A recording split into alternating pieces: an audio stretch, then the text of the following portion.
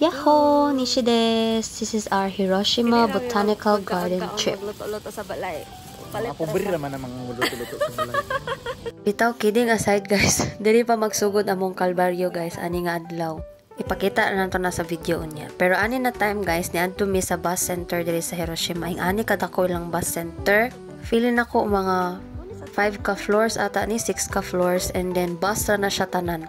Dili ko sure if napod ba ing ani dira sa Pilipinas, pero ako maingon ng hapsay kay siya pag naing ani. Actually, nagplan mi ani nga mo ato og pet store na lang or pet cafe, pero mas gipili na mo lisod-lisod na mo sarili. O mga half an hour ata to or 40 minutes biyahe siya by bus, and then diri na time, diri na magsugod ang kalbaryo guys. Wala na mi kabalo asa mi padulong. Guys, mabalik.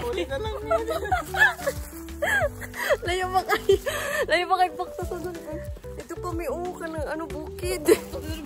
Tuktok mo sa bundok guys, mawali na lang may dita ka to sa botanical garden. Yes guys, for real, naka-decide na lang gid mi nga mobalik mi sa among giagian. Nakabaktas na mi mga 20 minutes na nga baktas.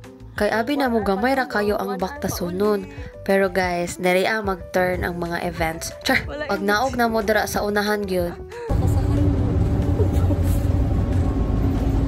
Naay bus guys! Diba? Grabe jud mi ka-favored kapalangga ni Lord ba? Kay medyo di mangog kay ni siya city guys. Bukid ni siya ang interval sa bus kay tag 1 or 2 hours. Timingan jud siya guys. Nga na-meet na mo ang bus halfway. Oto, naabot na mi diri, and then moto siya ang ticket and nanguha mig ka ng free ice pack nila diri para daw dili kayo init. Worth it kayo ang baktas o ka-stress o ka-init guys kay ma-relax pug ka diri na place. Like, mas mapaduol ka sa nature. And then, mo ni ang first mubungad sa imo guys.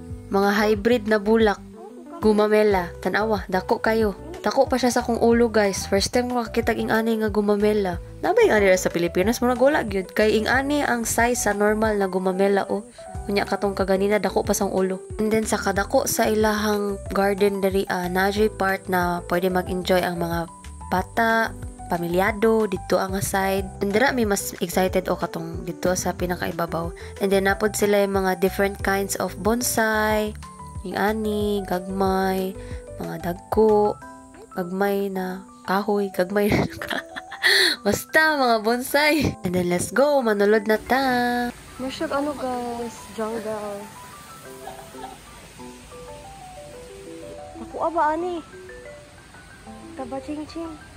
Sa moto ang first mubungad sa imo guys, grabe ka green ang everything. Pero ang mo yung nabantayan diri guys, kay if nakakita na mo atong Alice in Borderland sa Netflix, mura jud diri ato sila nag-shooting guys. Like familiar jud kay ang place, pero anyways, mo po niya mubungad sa imo mga orchids, and then napod sila murag pa fountain diri na side, and then maggawas na sila mist. Let's appreciate the view. With all the fogs and everything. Sige, maglibot-libot pa ta guys. Oh, it's really mango guys. It's really mango ba yun? Pwede mo kuha. Hello. Tough to. Day, bagay ka dari, tapos ka. Agay jud diri ang mga unggoy. Char lang. Pero bitaw, mura siya jungle guys, mag tropical garden good something. Naa diri tong mga fruits na nadira sa to sa Pilipinas, kaning papaya, na mga mangga, mga saging, mga kakao, mga prutas na wala diri sa Japan, na diri atanan. Ilhan yung ipangutang diri. Mga coconut, naapoy mga star apple, Not in a giant nut.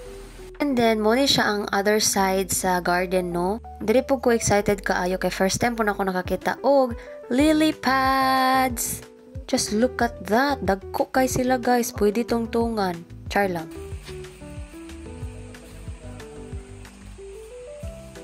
Actually, ang entrance diri guys, 500 yen na siya. Kaya ra jud siya kaayo, pero ang transpo lang layo kay siya kung mag-bus, and then tuyuonon kay siya. So mas better mo adto diri if naamoy sariling car. And that's it for this video. Thank you for watching. Bye.